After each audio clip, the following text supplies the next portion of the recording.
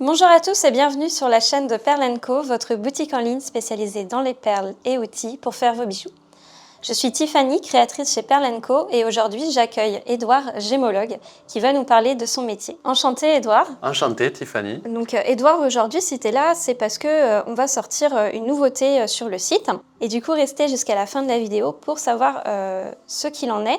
Peut-être que vous avez déjà vu cette nouveauté et sinon, ça va être la surprise. Est-ce que tu peux nous parler de ton métier de gémologue et te présenter? Alors bonjour, moi je m'appelle Édouard, je suis gémologue donc effectivement.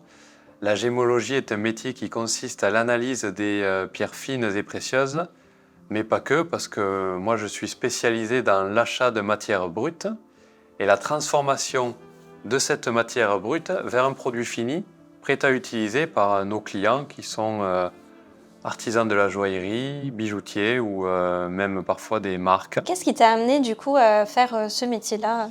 Alors ce qui m'a amené à faire ce métier-là, c'est à l'issue d'un stage en classe de seconde où j'ai été immergé vraiment dans la joaillerie à Megève, chez une grande famille de joailliers qui m'ont amené et qui m'ont rendu amoureux des pierres, qui m'ont après amené à faire l'Institut national de gémologie à Paris. Et depuis ce jour, je n'ai jamais quitté cet univers qui me passionne tous les jours.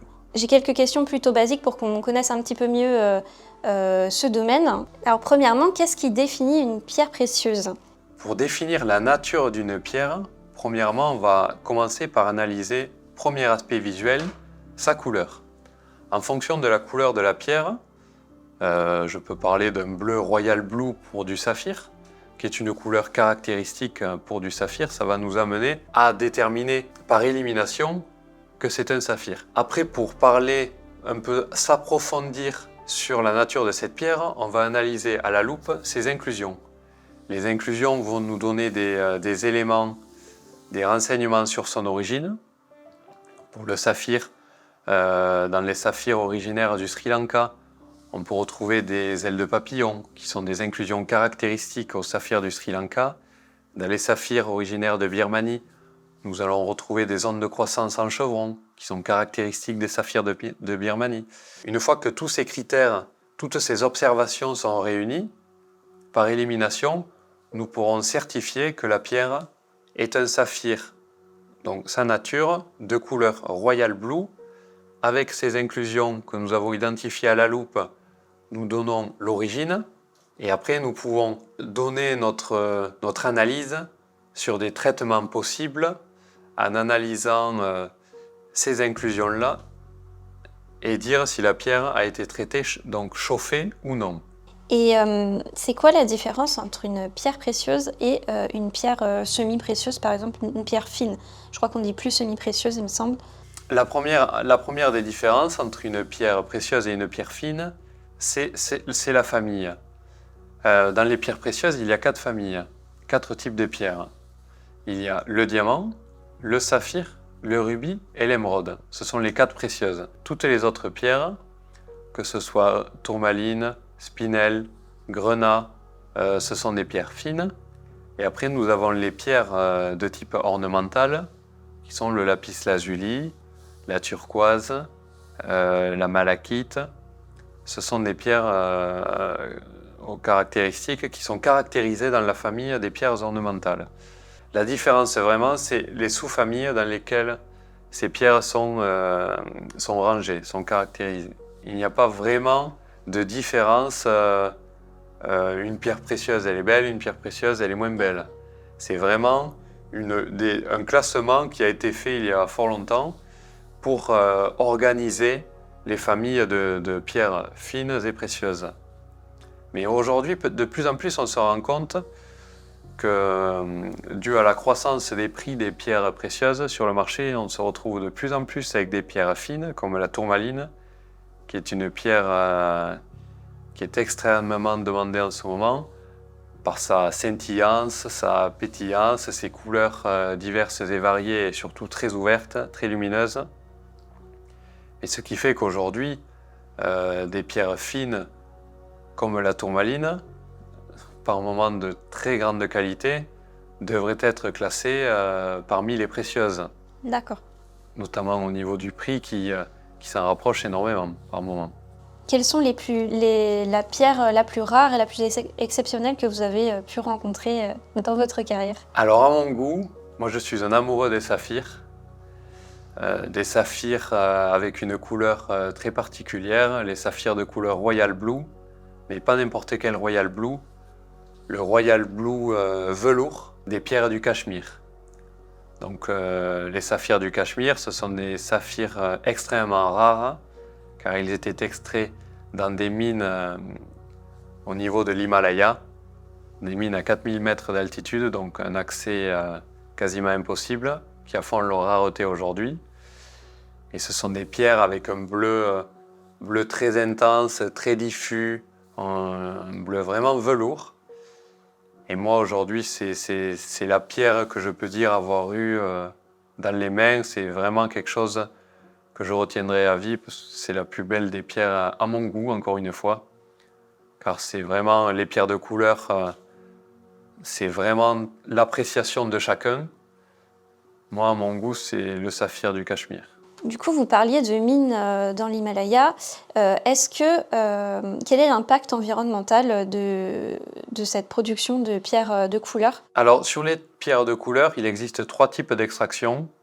L'extraction numéro 1 que l'on essaie de privilégier, c'est l'extraction dans les lits de rivière, donc dans le flux alluvionnaire. Donc, c'est le principe de tamiser du gravier. On tamise, on prend un tamis, on met des graviers dans le tamis, on tamise, et par différence de densité, la pierre ciblée que l'on recherche sera propulsée sur le côté du tamis, si sa densité est supérieure au gravier, ou rassemblée au centre du tamis, si la densité de la pierre recherchée est inférieure au gravier avec lequel elle se trouve. Donc le principe est simple, on remplit des sacs comme des sacs de sable de gravier extrait à la pelle dans le lit de la rivière. On met le gravier dans le tamis, avec de l'eau on tamise. Les pierres recherchées, admettons la tourmaline, qui est une pierre légère, qui a une densité inférieure à 3,50, elle se retrouvera au centre du tamis. Elle est un point inférieur au gravier. Donc tout ça pour revenir après à la question de base qui est l'impact écologique. Dans ce cas de figure-là, l'impact est faible parce que le gravier qui n'est pas utilisé est rejeté dans la rivière. Nous n'utilisons pas de moyens mécaniques, encore une fois dans le milieu de la pierre de couleur, pour extraire depuis ces réseaux alluvionnaires. Tout se fait à la pelle et manuellement. Après, il existe 2 autres types de mines, qui sont des mines primaires et secondaires. Donc les mines secondaires sont des mines à ciel ouvert, dans lesquelles là, il y aura action de faire un trou dans la terre jusqu'à atteindre le gravier, rechercher la roche mère de la pierre, pour aller après extraire la pierre recherchée. Dans ce cas de figure, l'impact est mesuré également parce que c'est encore une fois du travail manuel. Il n'y a à aucun moment l'intervention d'engins mécaniques.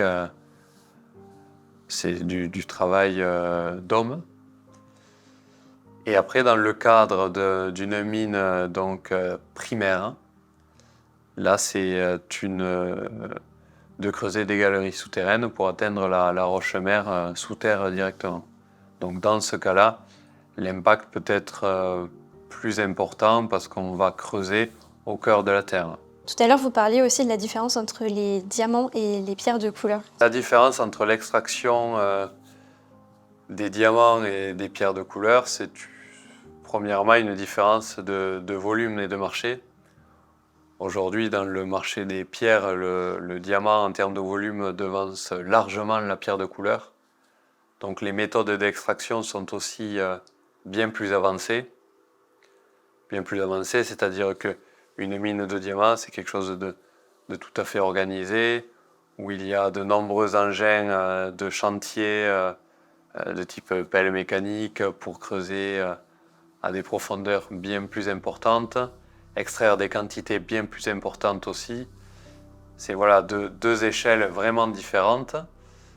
La pierre de couleur, quand on extrait deux pierres de couleur, on va extraire, je ne veux pas dire de chiffres au hasard, mais une quantité peut-être 100 fois supérieure en diamant. D'accord, On ok. extrait beaucoup plus de diamants que de pierres de couleur. Et c'est ce qui fait qu'aujourd'hui, l'impact par le volume, l'impact environnemental de l'extraction du diamant est plus mauvais que celui de la pierre de couleur. Souvent, quand on se rend sur des mines de pierres de couleur, que ce soit des aigues marines, des saphirs, ce sont des mines artisanales où il y a 4 ou 5 artisans qui travaillent. C'est presque des mines familiales. C'est souvent d'ailleurs des mines familiales. Je pourrais vous faire passer d'ailleurs, si vous le souhaitez, des vidéos, notamment d'une mine où on a pas mal d'affections pas trop loin du Cambodge. On travaillait avec un mineur que je pourrais également vous montrer. Il travaille dans des conditions tout à fait artisanales, et vous verrez que c'est quelque chose qui n'est pas du tout industrialisé. C'est vraiment de la production manuelle. On est loin en fait des stéréotypes des mines de diamants où on voit des mines en escalier, des trous béants creusés dans la terre. C'est deux industries totalement différentes. Par rapport à votre métier de gémologue, c'est quoi les étapes d'une pierre pour qu'elle arrive jusqu'au marché européen du coup? Donc la première des étapes, déjà, quand on nous passe une demande, un client nous contacte. Voilà, bonjour, nous souhaitons faire une collection avec telle et telle matière. La première des missions, c'est d'identifier l'endroit où on va pouvoir s'approvisionner en matière brute. L'endroit, pourquoi? Parce que souvent les clients ont une exigence en termes d'origine. Admettons, sur le saphir, le client peut avoir une exigence, voilà. Moi, je souhaite un saphir du Sri Lanka, donc nous nous dirigeons vers le Sri Lanka.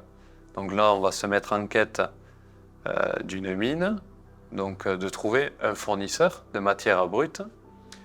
Une fois que cette matière brute est sourcée et correspond au cahier des charges qui a été donné par notre client, nous allons rapatrier la matière brute sélectionnée à Bangkok.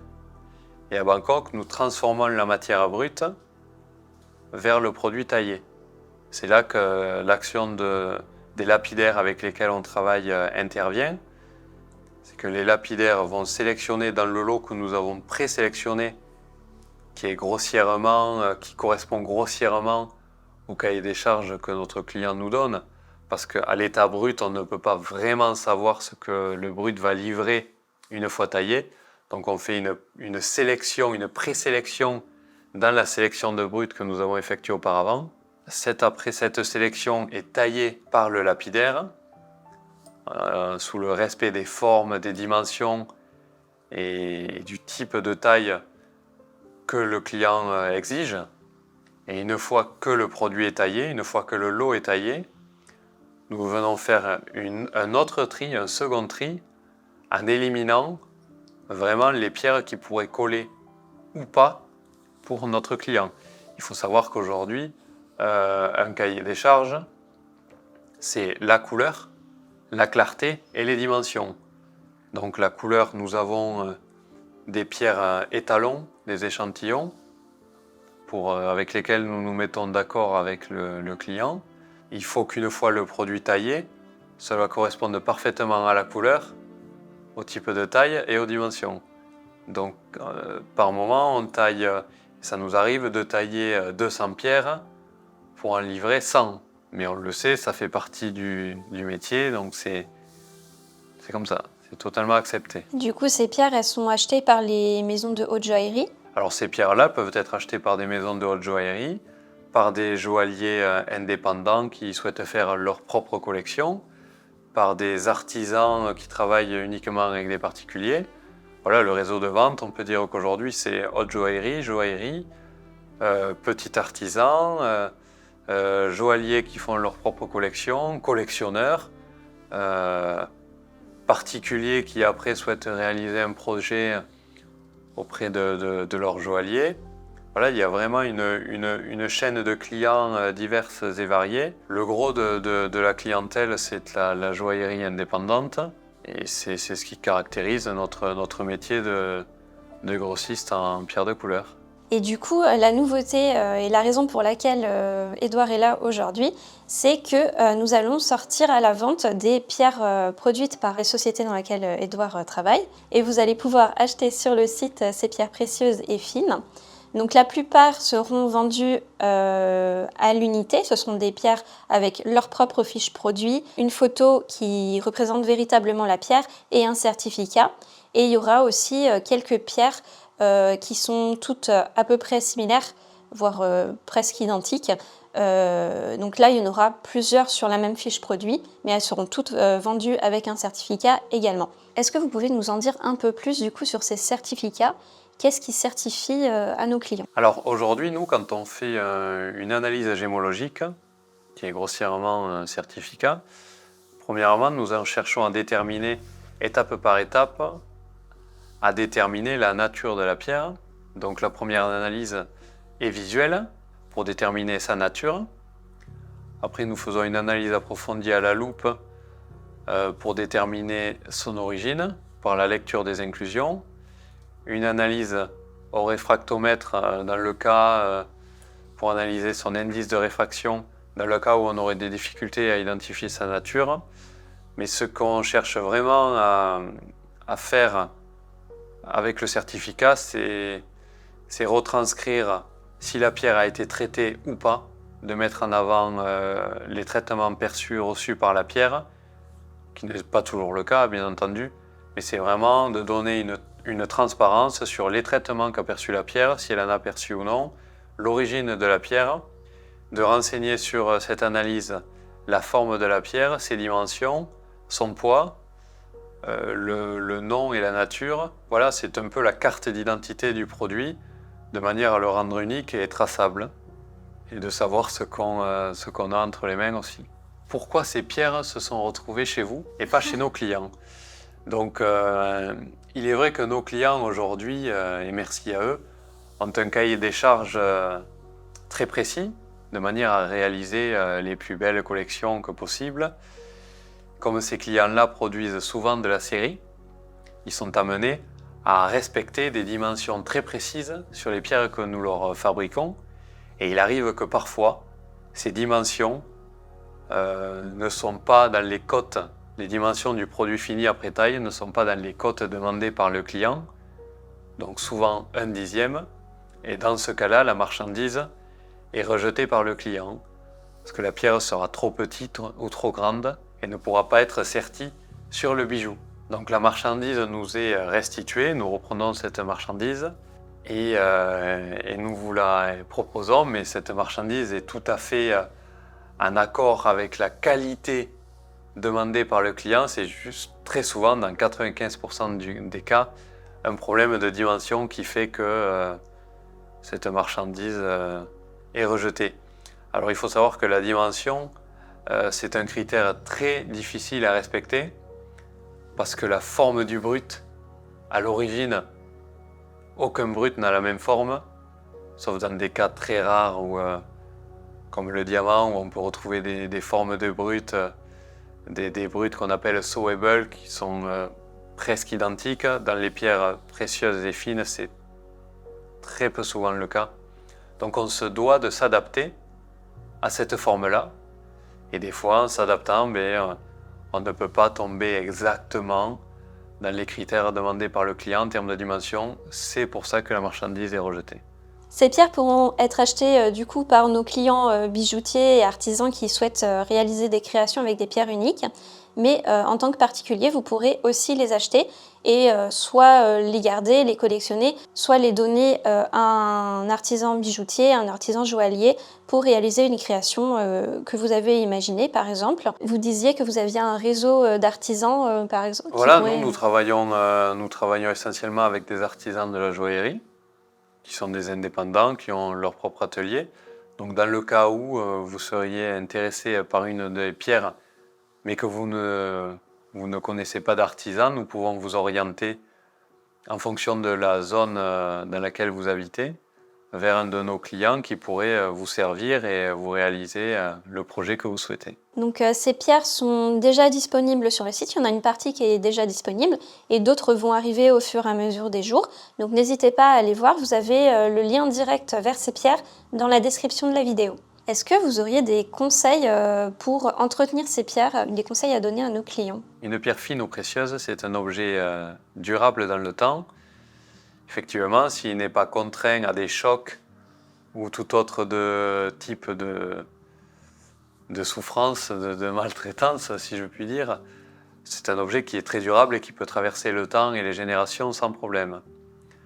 Donc le conseil, vraiment, le premier des conseils, c'est d'éviter tout choc contre des matériaux durs, métalliques.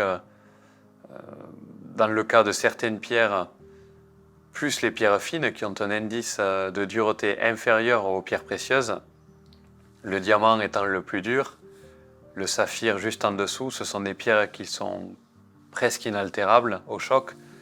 Mais effectivement, quand on commence à s'orienter vers des pierres fines comme la tourmaline, c'est une pierre qui est un peu plus tendre, donc qui pourrait un peu plus s'égriser, se rayer, s'altérer au contact d'autres matériaux plus durs que la tourmaline en elle-même. Donc le premier des conseils, c'est de faire attention comment on le porte, de faire attention au choc avec d'autres objets. Mais des conseils, c'est le seul conseil journalier que je puisse donner, parce qu'il n'y a pas de conseil particulier. Concernant le nettoyage, vous pouvez le nettoyer avec un savon des plus classiques et une brosse à dents et de l'eau chaude, ça n'aura aucun impact sur celle-ci. Et encore, le seul conseil que je pourrais donner, c'est sur les opales. L'opale est une matière poreuse qui peut s'imprégner du produit avec lequel vous tenterez de la nettoyer. Donc c'est pour ça qu'il faut faire assez attention. Les opales, c'est à l'eau, uniquement à l'eau. Tout autre type de solvant pourrait altérer sa brillance ou même la dessécher. Donc même une opale portée en pendentif, si au matin vous avez réflexe de vous mettre 3 sprays de parfum ou autre, c'est quelque chose à éviter.